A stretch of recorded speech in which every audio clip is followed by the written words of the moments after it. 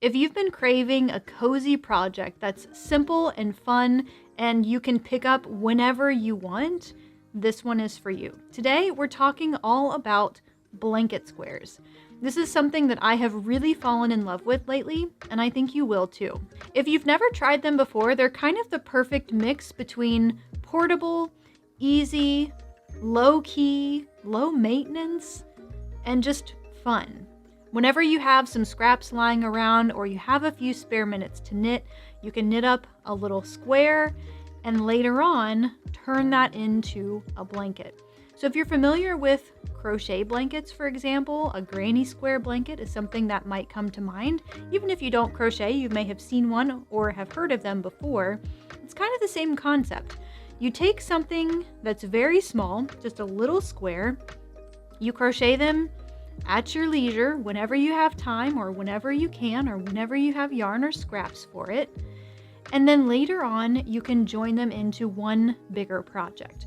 Now, typically blanket squares are used for blankets, but that doesn't mean it has to be turned into a blanket. Any type of project that you could potentially take some squares and turn it into a project, you can use a blanket square for.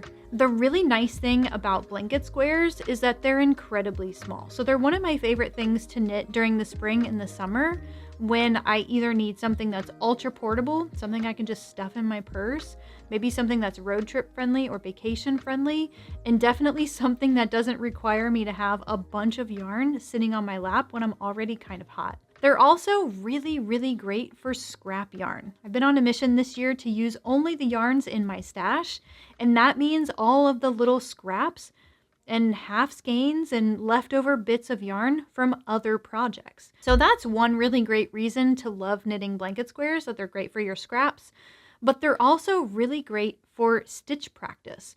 If you have a knit stitch book and you've been wanting to work up some of the pretty stitches within that book, you can knit squares, something that's quick and easy and gives you the practice, but you can still use those little swatches or squares and turn them into projects. It's like the perfect little bite-sized project to practice a couple of repeats so you can figure out if it's something that you want to use maybe in future projects or just if you want to learn a new skill or a new stitch altogether. Now, some of my absolute favorite blanket squares are just knit with garter stitch, but others use more intricate stitch patterns. I really like to practice like different types of basket weave or textured stitches, and I like to incorporate these into blankets, kind of like a patchwork or scrap yarn kind of blanket. Now, I mentioned this a little bit already, but yeah, it's worth mentioning again. Blanket squares are the perfect scrap yarn project.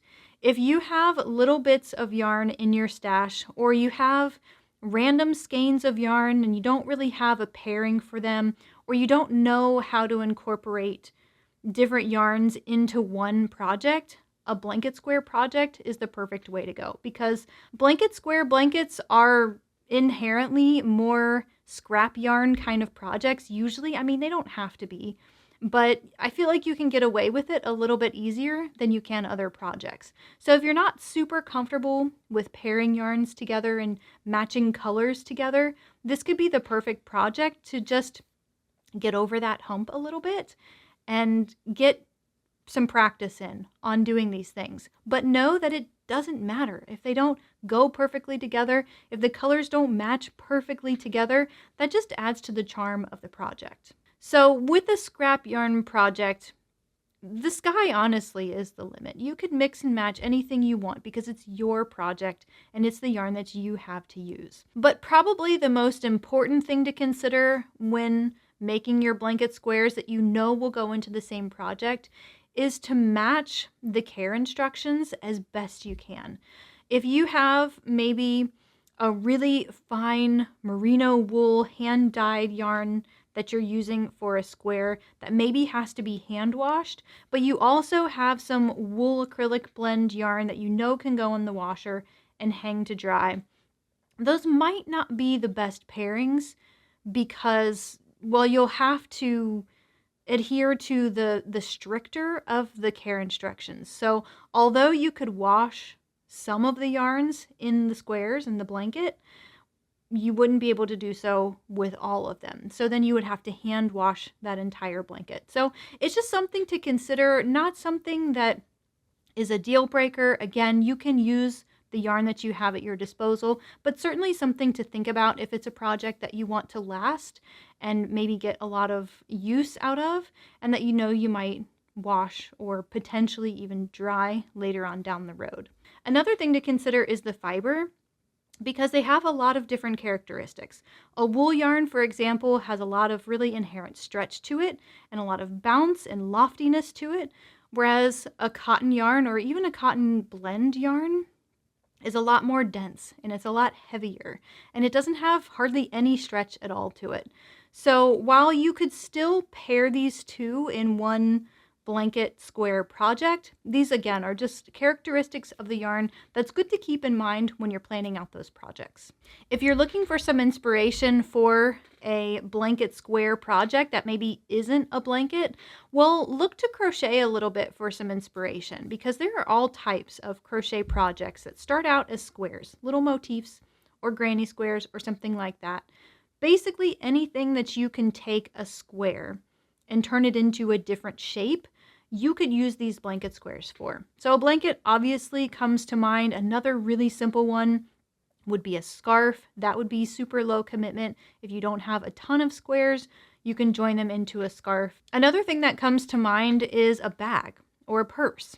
You can add squares together in a certain particular way that when you fold it up and join them, it makes a purse. It's actually really cool. I have a crochet pattern that I'm linking in the description below, and I'm not saying you have to learn how to crochet to make this bag, but you can take the squares and the diagram of how to join these squares together and apply them to your blanket squares so that you can make a knit version of this purse. So if you want to give this a try, I recommend starting with a square size that feels comfortable for you. If you know that you only have a few minutes to knit here and there throughout the day, or maybe you only have an hour to knit a couple of nights a week, then maybe you try a smaller square. Something that's, a 2x2-inch square, you could totally turn into a project, and that's pretty low commitment, although you have to have more of those squares. Or something that's a little bit bigger, kind of the happy medium for me is a 4x4 square, or even a 6x6 square. You could do a 5x5 square. Those are some common sizes that you see with granny square projects in the crochet world.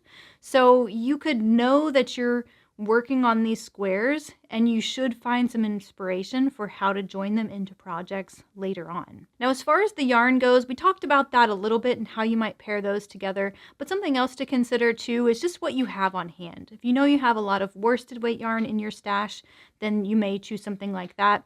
Or if you're looking for an even quicker win to turn these squares into your project, you might try a chunky weight yarn and maybe like a blanket or something like that that's a little bit oversized and very cozy and comfortable. The bottom line is, don't overthink it. This is supposed to be one of those fun projects that you just kind of have going on in the background when you have a little bit of time or you need a break from your current projects. Pick up your blanket squares, hold them together in a cute basket or bag or whatever so that you can add to them as you finish them. Now, don't put too much thought into the stitch pattern. Garter stitch works really, really well. It has a lot of really great texture, and obviously it's really easy to knit. Or you can find a lot of stitch tutorials on YouTube and online. I've got several on my website and YouTube channel. I'll link all of those in the description below. So if you want some inspiration for some different stitch patterns there, you'll have those resources available. So if you've been feeling stuck, or you're just looking for a quick win and a simple and fun project that you can tackle, I think a blanket square project could be the way to go, because there's no commitment to turn those squares into a project right now. You don't have to know exactly what project those squares are going to become, and that's part of the fun of it. For me, sometimes I just want to sit down and knit and not have to think about a project, not have to think about a pattern. And that's why I just really love having some blanket squares that are just ready to go in the background. They're cozy, creative, and kind of addictive in all the right ways. So if you're thinking about trying a blanket square project, let me know in the comments. I'm really curious to know what size squares you're working on, what stitch patterns you might be working with. and maybe what projects you're going to turn those into later. And if you want more ideas for some small quick win projects, I'm linking this video above. I think it's a great one for you to check out next. Happy knitting, and I'll see you in the next one.